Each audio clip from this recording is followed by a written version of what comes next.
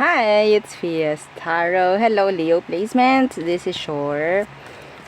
The person on your mind reading. So, ang focus dito is puro person lang, no, lahat. Oo, kung sino man ang ating mahagip, no, 'di ba? So, yun yung ating babasahin. Again, kung may tanong sa private reading, sa ating mga charms, mag-message po. Okay? So, ganun lamang. Oo. Available po lahat ng charms, yung pangtanggal ng alat, ito po, ha? Pang-alis, pang-avoid, pang-taboy. Yan. Okay, pwede po yan pang sarili, pwede yan sa business, pwede rin yan sa bahay, sabit nyo sa main door, front door, okay? Pero kung pang inyo, sa iyo lang po yun. Hindi po siya pwedeng gamitin pang business, hindi siya pwedeng gamitin pang sa bahay. Ganun rin po pagdating sa vice versa. Okay? And charm spray, healing oil, third party kit, available po yan, pero limited na lang ang stocks, no? And yung ating mga evil eye protection, available din. And yung ating granter necklace. So, si granter hindi nawawala yan, no? Kasi made to order din naman siya. Depende rin, oo, sa availability ng gagawa. Anyway, so let's start the reading for you, Leo. Okay? So, the person on your mind, who is this? The person on Leo's mind. Sino siya? Anong meron? Anong kailangang malaman ng mga Leos ngayong June? Who is this? Ace of Swords in reverse. You're in no contact. Pwedeng may mga pag-uusap pero malalabo, no? Oo. So,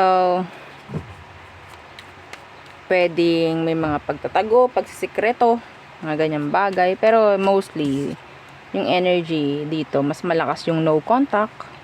Okay? Walang komunikasyon. Yeah. What's with that Ace of Swords in reverse? Yeah. Kulang. Oo. May kulang.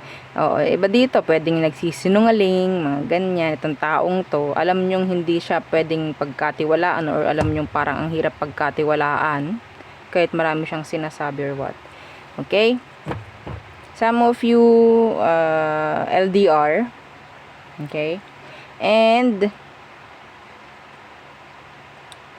ang sabi kong sa ngayon, hindi okay ang mga pag-reply. Medyo, yun nga, may problema na, hindi mo alam bakit. Gusto mo makipag-usap sa'yo itong taong to. Or gusto mong may sabihin siyang tunay. Some of you nagtatanong ka, itong taong to ba ay nagsasabi ng totoo sa akin? Kunin lamang kung ano po yung nakaka-resonate. Okay? Hindi naman po syempre lahat inyo, no? And again, hindi siya private reading. Hindi siya personal reading mo. Okay? Ang dami nyong binabasahan. Huwag nyong masyadong yakapin, no? Yung mga naririnig ninyo, oo, kahit hindi inyo, niyayakap nyo. Ha? Hindi ganon. Okay. Alam nyo lang yung kung anong inyo. So, let's see. Anong pwede mong i-expect? Naku, wala na akong tubig. So, ano pwede mong i-expect ngayong June dito sa taong to? Magsasabi na ba siya ng tunay? Ibibigay na ba niya sa'yo yung kailangan mo? Kasagutan? Reply? Simple as reply. Three of Pentacles.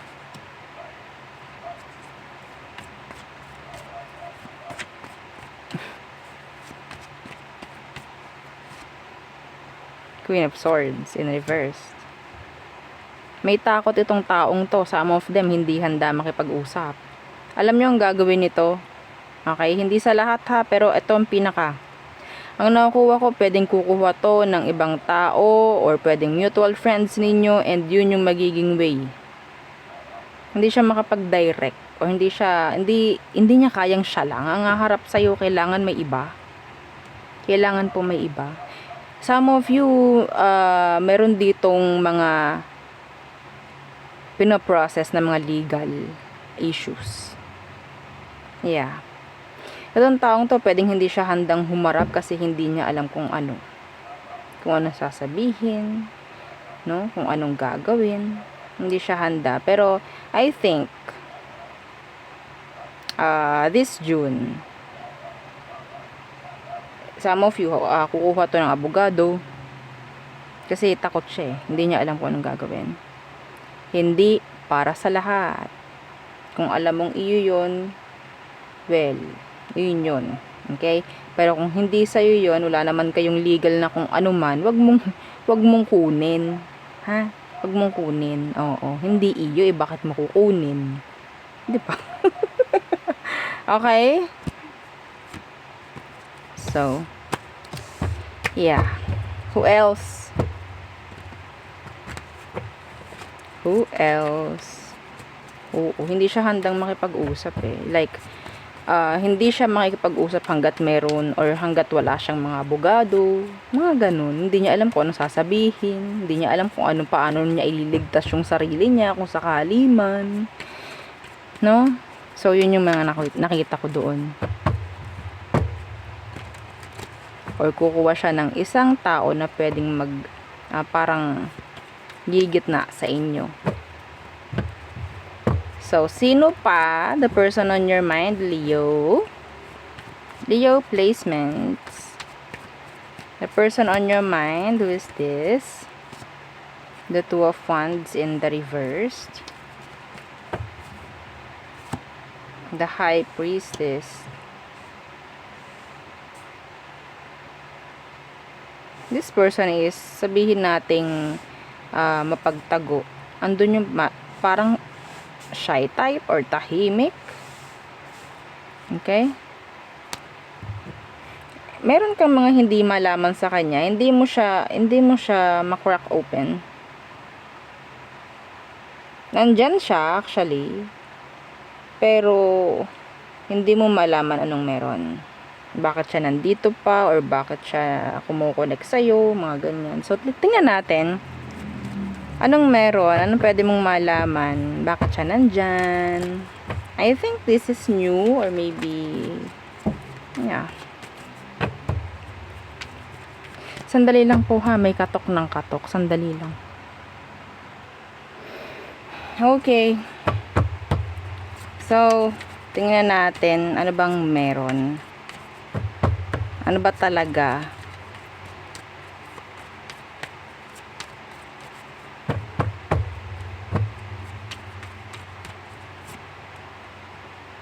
King of Pentacles.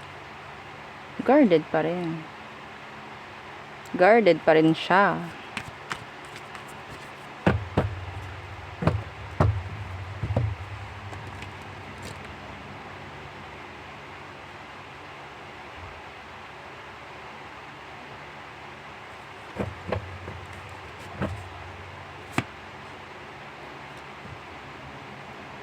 Ace of Pentacles in reverse. Kung kayo nasa mga third party connection, wala itong masasabi talaga, walang maibibigay, walang maganda or malinaw na ipapahayag itong taong to sa'yo. Wala kang makukuhang kalinawan. Wala silang may offer eh. Actually, filtered itong taong to sa'yo, kaya ganyan, hindi sila open, hindi sila transparent sa'yo, kasi kailangan nilang itago. I don't know why. Okay, I don't know why. Some of you, this could be somebody na pwedeng nakakasama mo sa workplace. Could be a boss. Meron ka something na pwedeng malaman. Sabihin nating sa pamamagitan ng ibang tao, malalaman mo kung anong meron sa kanya. Yeah. Be careful ha. Benefits ang nakuha ko dito. Kung open ka, benefits. Pwedeng type ka kasi. Eh hindi naman sila masasabing seryoso. Be careful. Sino man to ha. Lalo na kung alam mo na or ramdam mo, your intuition is telling you that there's something wrong, something odd the high priestess, no? May bumubulong sa'yo. Bakit kaya lagi nandito to, ganto, ganyan, pero ganto, ganto, ganyan, ganyan, no? So,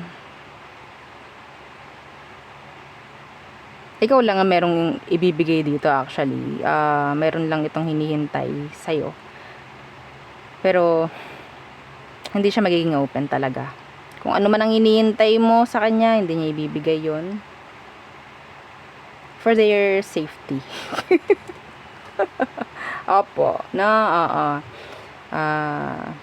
iniiwas na lang din itong taong to sa yung sarili nila sa kung ano man na issue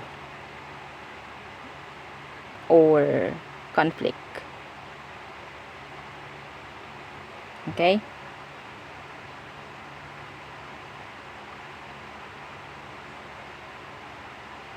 Nararamdaman mo kasi para kang nilalandi eh. Nararamdaman mo para kang nilalandi. There's something. Pero yung intuition mo sinasabi, naku, wag ka masyadong magpakaano dyan or what. Follow your intuition. Follow your instinct. Okay? Hindi ka papahamak niyan. Unti-unti, may mga ipapakita sa iyo si universe about doon sa person na yun. You don't need to question, no, to ask the person kung ano bang meron. Kahit tanungin mo yan, magdamag, hindi yan aamin.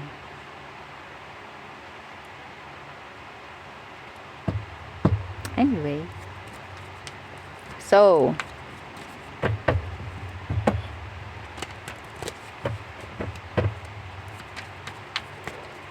what else?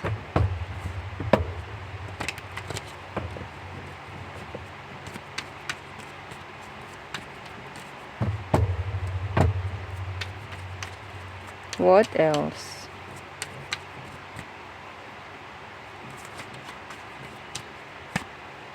The 9 of... Uy, napahiya.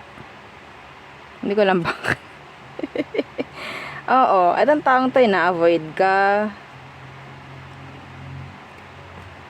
Iniiwasan ka. Or iniiwasan mo. Could be a fellow fire sign. Aries, Leo, Sag.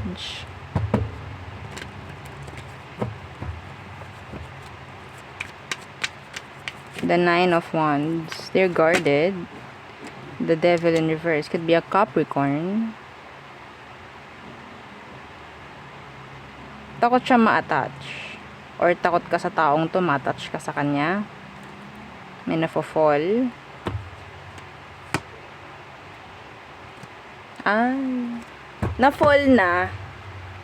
Na-fall na, iniiwasan lang na lapitan muli or kausapin muli, ini-ignore mo or maybe na-avoid mo yung person because that's the right thing to do.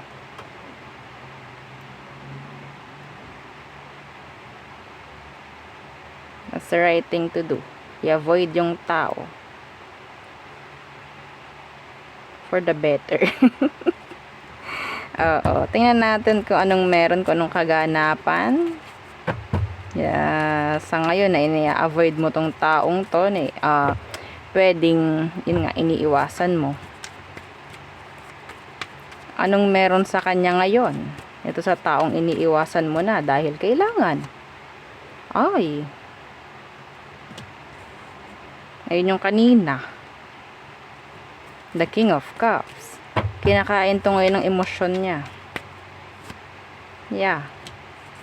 Isip. Some of them, naglalaban ng isip at puso. Isip at puso. Feeling hopeless sa situation.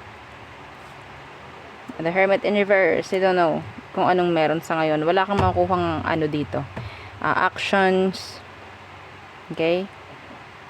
Pero mas lamang ang emosyon nito. I think, mas lamang. Ang hirap ha. Ang hirap ng sitwasyon niya sa ngayon, actually. I think, andun yung love nitong taong to sa'yo.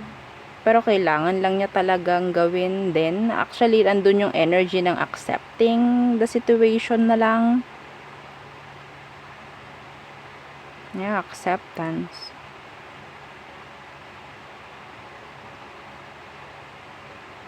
Ito hindi to para sa lahat. Ha? Itong babanggitin kong ito, hindi to para sa lahat. In-avoid mo tong taong to dahil nalaman mo na siya ay naging interesado sa same gender niya. Or pwedeng nagkaroon ng iba.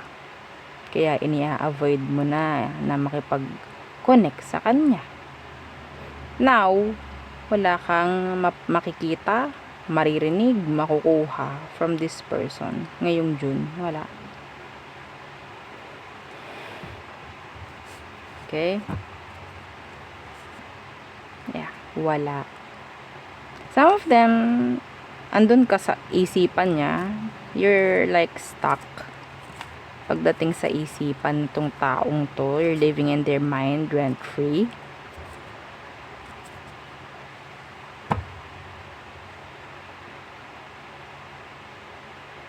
Salawahan. Tama ang ginagawa mo sa ngayon. Pero kung wala, may mga naiisip na re-realize yung person, unti-unti. Unti-unti.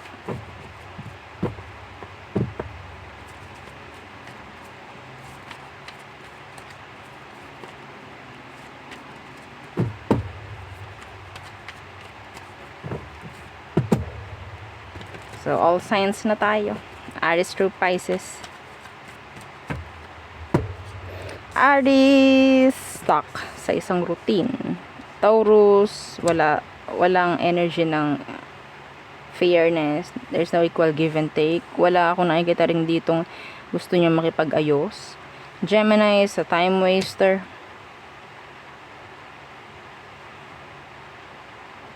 Cancer, you're the one that got away ni Cancer.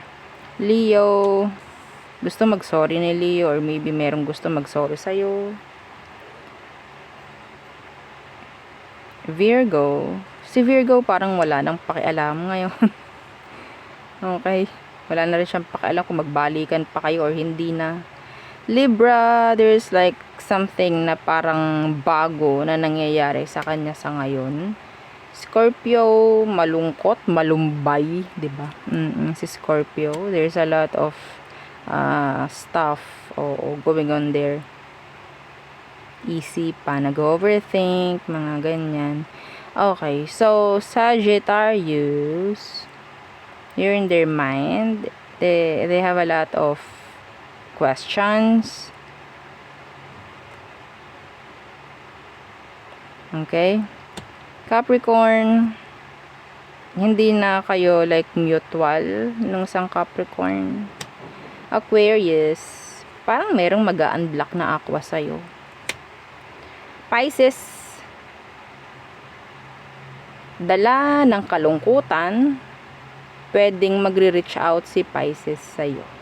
Okay, so there, yun ang aking reading for you, Leo placements. Again, please don't forget to like, share, and subscribe and follow our FB page and sa nating YouTube channel na nasa description box below. Again, thank you. Goodbye.